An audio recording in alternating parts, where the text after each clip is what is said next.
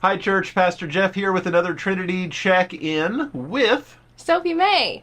This is the second take. She remembered her name this time. Nah, no. And you are? I am your lay member to annual conference.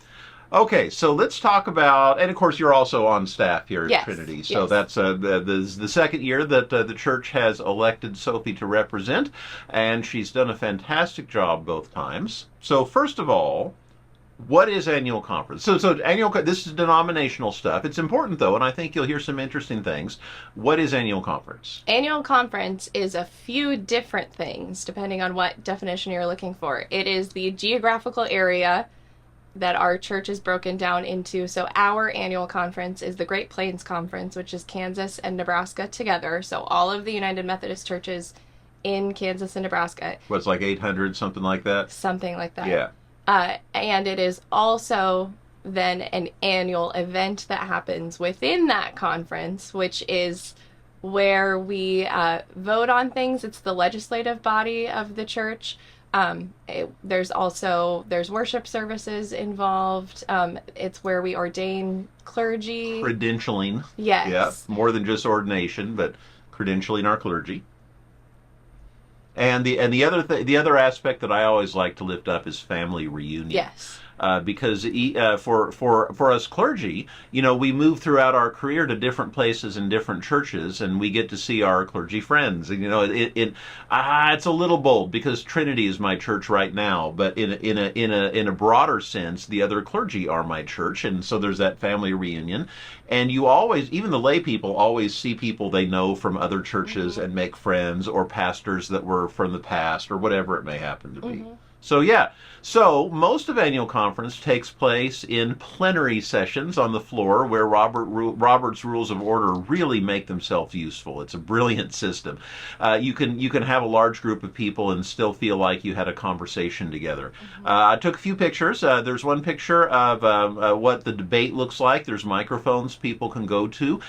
This picture has Maddie Bogus, who attends here at Trinity a lot of the time and is filling in later this summer, actually, for me when I'm gone. Making I don't remember what it was. Surely a very good point on the microphone. She's always good when she does.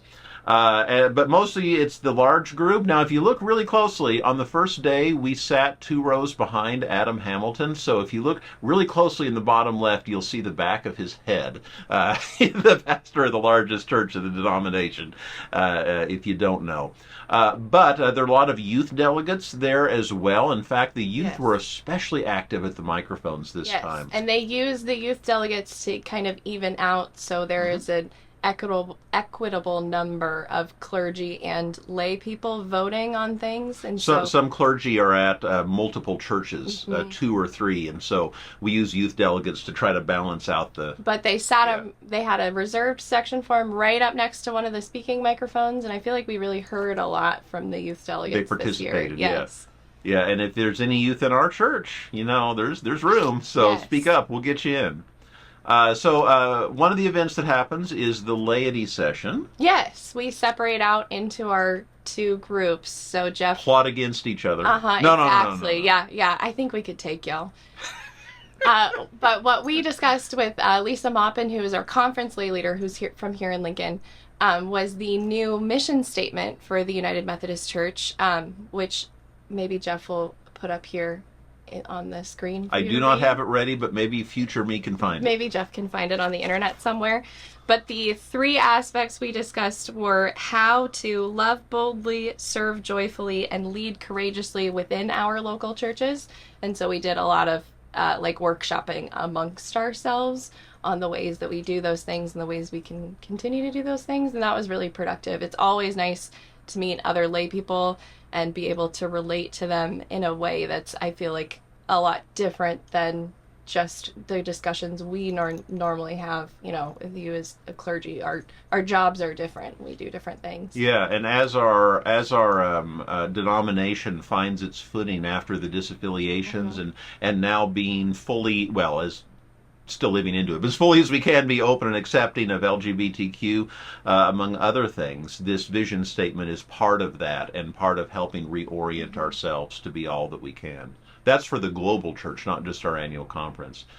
So while Sophie was at Laity session, I was at Clergy session, which is mostly that credentialing part.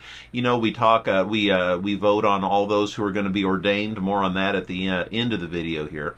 But one thing worth lifting up was a very special moment. There was a LGBTQ clergy person, Joe Cobb, who had his credentials taken away. I've forgotten when that was, in the 90s maybe, from the former Kansas West Conference. So think similar to Jimmy Creech here in Nebraska, with its own flavor, but not a dissimilar story in many ways.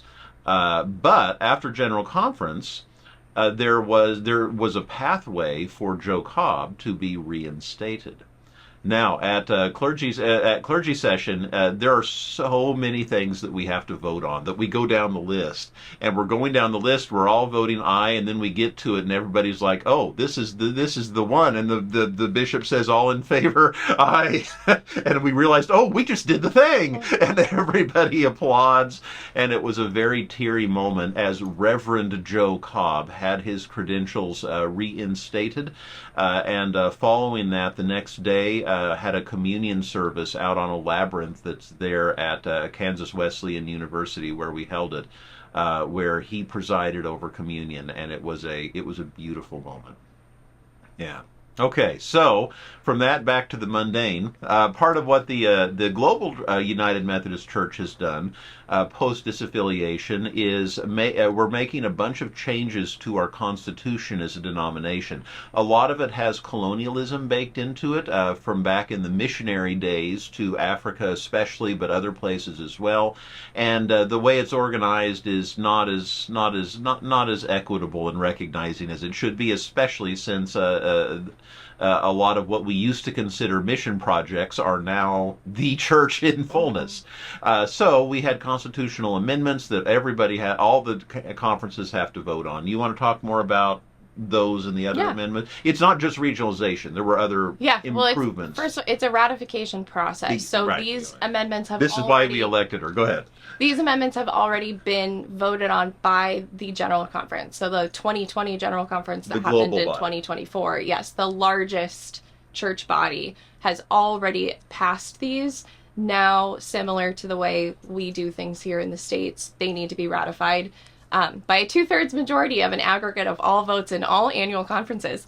But there were 4 constitutional amendments that we voted on to ratify, which we will not know the results of that until all annual conferences have voted. Yeah, it's a little anticlimactic. We don't send a conference vote. Mm-hmm. It's all each individual vote. Right. So they can't announce what it was. Yes, but I'm pretty sure based on, murmurs, conversations, it's fair to say that generally everyone is in favor. Yeah. They're kind of, they're very good changes. Yes. So the first one was a big chunk of a constitutional amendment structuring the regionalization process, which there's a lot more that you can read on. To improve the colonialism. Yes. So to make more equitable each region of the church, not so it's so heavily weighted towards the United States. Then 2 others to kind of supplement that or make changes to other areas of the Constitution in reference to regionalization. One of those is changing slightly the education requirements for clergy to be able to be elected as voting representatives at General Conference. Education doesn't always take the same form in other parts of the world. And so we changed the language to make that clear. And then also addressing racial justice as an issue within the church, which goes along a lot with regionalization. I think addressing the colonialist past of our church, how that affects the church today, and what we can do to generally be anti-colonialist and to prioritize racial justice as we move forward. And then also some language changes, another constitutional amendment in a couple different areas of the Constitution just to make language even more inclusive. Specifically, I believe with gender and ability were 2 of the... Yeah, added to the various bits of language. Yes. One laugh. I don't know why this sticks out in my memory, but all the language for bishops was he. Yet we've had women bishops for, A like they said, really when the long first time. women, right? So, however, it's so hard to change the constitution of the church that it was never changed. Yes. And so finally, it is. We're in this window of getting along after the disaffiliations, where we can fix up a lot of things in the denomination that needed to be done. A lot of tweaks, yeah, to just kind of contemporize. Sure. I'm going to use our Constitution. Window of getting along. That's going to be my new phrase for a while now.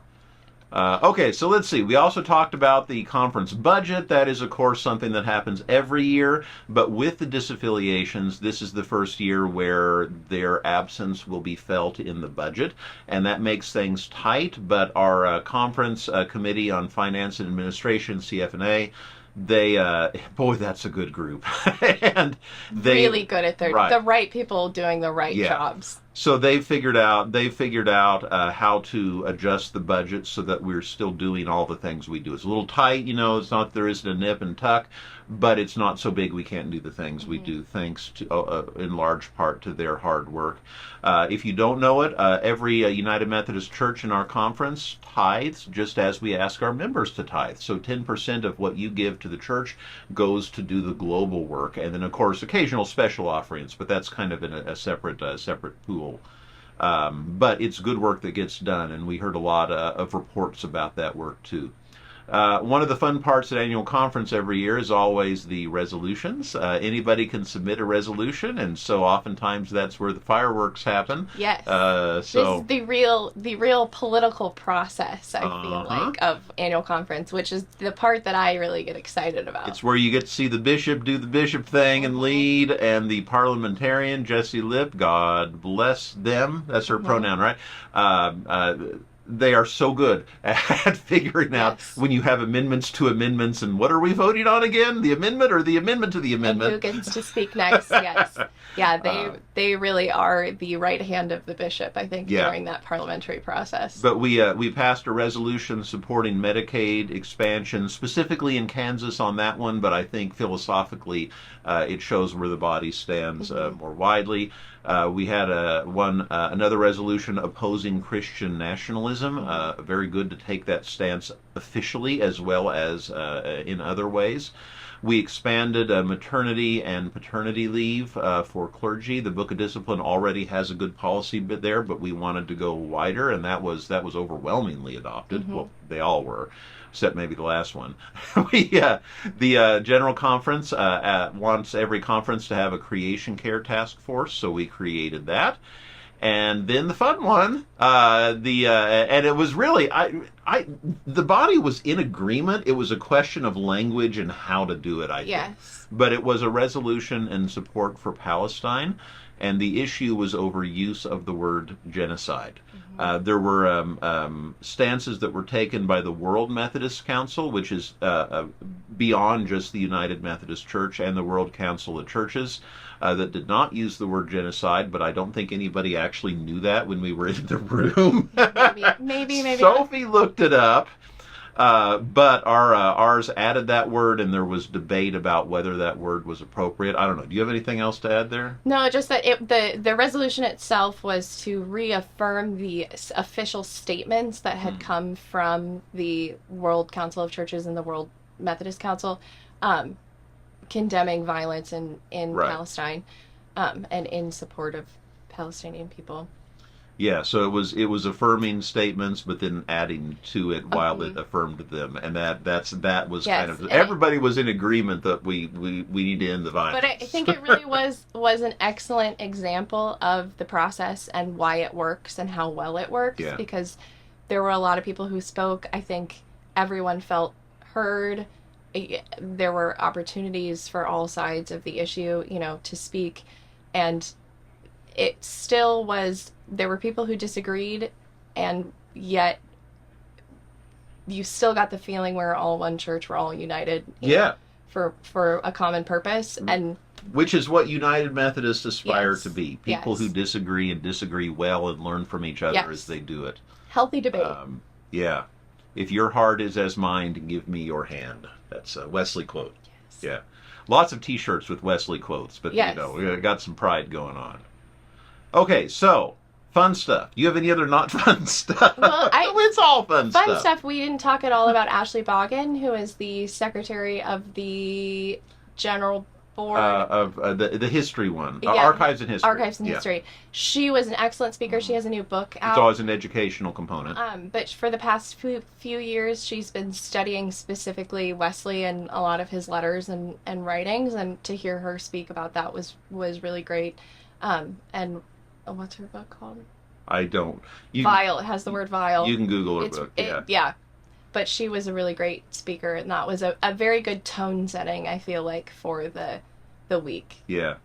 She we do a clergy only equivalent of annual conference on the opposite side of the year, and she was the speaker for that last time too. I was unable to go to it for a number of reasons, but I understand that was just as good. She actually found some examples of what we would now call LGBTQ acceptance back in early Methodism with Wesley. It was pretty impressive. Like we needed that bit of information about 20 years ago. Yes. Wouldn't have helped, but we still could have used it. Her whole point was to be more in a Wesleyan style, to be more vile for Christ, which is a really great phrase. There's a quote of John Wesley in his journals when he was going to break tradition and break rules, and he says, "I consent to be more vile." Yeah, it's a good phrase. Yeah. Okay, so the fun stuff. The ordination ceremony. The ordination ceremony is always... We have various worship services. So there's a memorial service that's always moving. Ordination is always good. As a pastor, it always makes me think of my ordination service and commissioning before that, and a time of remembering. This year, however, there were 4 people connected to me that were involved in it. 1 connected to Trinity, and that is Maddie Bogus. Now, Maddie's been attending here. She also has been doing some fill-in when I've been gone. She's currently the campus minister, whatever. Nebraska Wesleyan. At Nebraska Wesleyan, which means she's a pastor who doesn't serve a church on Sunday, and that's why we're lucky to have her here. She's going to be filling in for me, but she is now ordained. She was in the provisional. There's like a window of time where you do the work, but before you're ordained. But now she's full official, elder, a full elder in the United Methodist Church, and that's awesome. For me, I'm going to use good annual conference. Can I make you the bishop? Sophie, a moment of personal privilege, please. Yeah, I don't know what I'm. Oh, she's going to say no, isn't she? No, I'm just going to go anyway. No, so at my last church, before I came here, First United Methodist in Hutchinson, Kansas, we had, depending on how you want to count it, I believe it's 6 people go into the ministry from that church while I was there in one form or another, like pastoral ministry. And it was remarkable. I kept telling people, don't drink the water in Hutchinson. Just don't. No, it was so moving and touching to be part of that. The road to become a pastor is a long one, and now 6 years later, exactly, the first of them to complete the ordination process happened. So there were 3 from my last church who were ordained, or who were part of it. One of them was Lisa Dale, who was recognized as a first-year local pastor, one of our categories. Jeff Graber. He was still in school, so he just got commissioned, which means he's beginning the provisional stage, which is that window of time before you're ordained. So he was commissioned, and then Brenda Hogan has completed seminary and was ordained a full elder. And I was so touched that she asked me to be the one to come up, to be her sponsor, to come up on by the altar with her and lay on hands, and then put the stole around her, the symbol of ordination. And I knew it would be special, but I have to admit, when that moment came, it was way more special than I thought it was going to be. And I'd seen what Brenda had been through to get there, and her whole life journey, and it was awesome. So we celebrate, and this is how the church works. You know, we make more. So I'll just give the little thing. If any of you have ever felt that urge, felt that call, or wondered what seminary would be like, you know, for me it was thinking that my journey started by thinking that seminary sounded like fun, which I now see. Yeah. Now I see that as a big red flag. Not red flag. But if you've ever had itches like that, come talk to me. It really is a good and blessed journey. I know right before it was time for the questions, I leaned over to Brenda and said, "You ready?" And, maybe I shouldn't say this, but there's always been a little piece of her that's hesitant. But in that moment, she looked at me and said, "Yes," and stood up and said the vows, and then we went up and did the thing. So it was awesome. Anything else to add? It's very special to be there as an audience member too, or as Congregation. Yes, that's true. To be part of it, Yeah. but to be part of that process and to be able to witness it.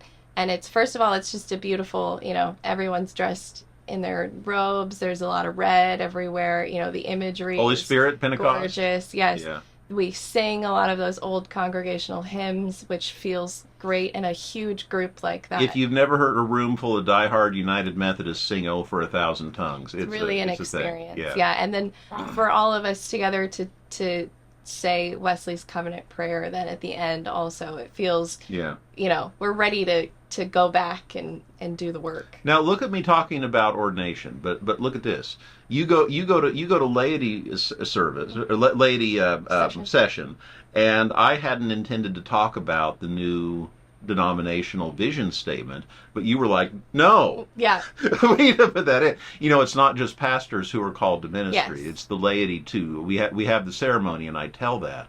But it's a reminder that we're all called to be the church in so many ways. We didn't even go into the justice-y kind of stuff that we talk about. So it's all there. Yeah, and it's the Great Plains Conference specifically is full of really dedicated, really excellent lay representatives who are really doing the work, and it's inspiring always to get to rub elbows with them. All right. I hope you've enjoyed the update. Hope we didn't put you to sleep. It's good. Next year's annual conference is going to be in Kearney again, so it's close enough. You can go over and watch if you wanted. Yep. So, all right. Anything else? I don't think so. All right. See you soon, church, and thanks, Sophie. Thank you.